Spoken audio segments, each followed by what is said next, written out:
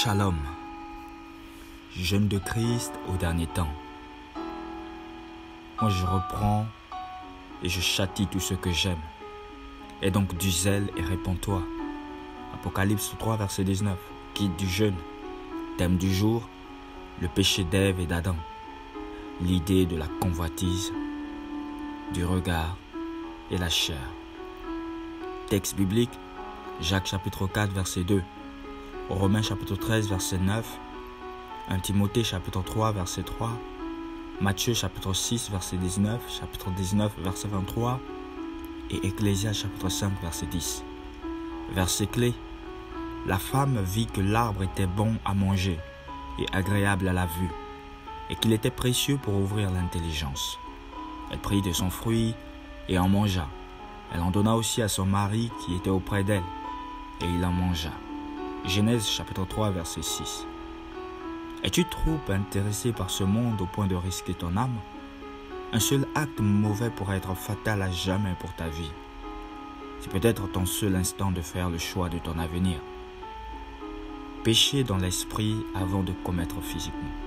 Beaucoup de personnes, comme Ève, pêchent en pensée avant de finalement commettre l'acte de péché. Ton souci n'est pas les actions que tu poses, mais la conversion de ton homme intérieur. C'est pourquoi il faut constamment renouveler ses pensées et vaincre la satisfaction personnelle de la chair. Une repentance sincère faite doit automatiquement aboutir à une conversion soigneuse et délicate. J'ai souvent cherché la repentance sans la conversion radicale. Ainsi, je me suis toujours repenti pour le même péché, sans véritablement en finir avec.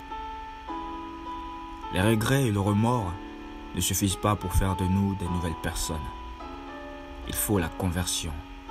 Il faut naître de Dieu. Et cela n'est possible qu'en Jésus-Christ. Il est le seul qui promet la nouvelle naissance. Ainsi, la vie en Christ n'est pas question de religion, mais de relation avec Dieu le Créateur par Jésus-Christ. Dans le jardin de la communion entre Dieu et l'homme, lorsque le péché était entré en l'homme, c'est-à-dire la femme et l'homme, Dieu était patient quand même. La femme et l'homme étaient en train de désobéir en mangeant le fruit défendu. Dieu était patient. Quand même l'homme et la femme ont fui pour se cacher sous la honte de leur nudité. Dieu était patient. Quand même il les faisait appel et qu'ils refusaient de se montrer. Dieu était patient pour écouter leurs réponses à chacun d'eux, à l'homme d'abord, le responsable de tout, puis à la femme, son semblable. Dans le jardin de la communion entre Dieu et l'homme, Dieu a été vraiment patient.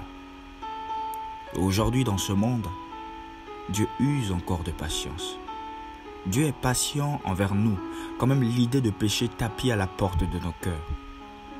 Dieu est patient envers nous, quand même nous avons péché. Dieu attend de nous une réponse sincère en ce qui concerne le péché. Soit nous nous améliorons et nous dominons sur ce péché, signe d'une maturité en tant qu'enfant de Dieu, soit nous nous repentons après avoir péché et nous retournons encore. Tout enfant de Dieu doit en finir avec l'idée de péché. Que Dieu vous bénisse.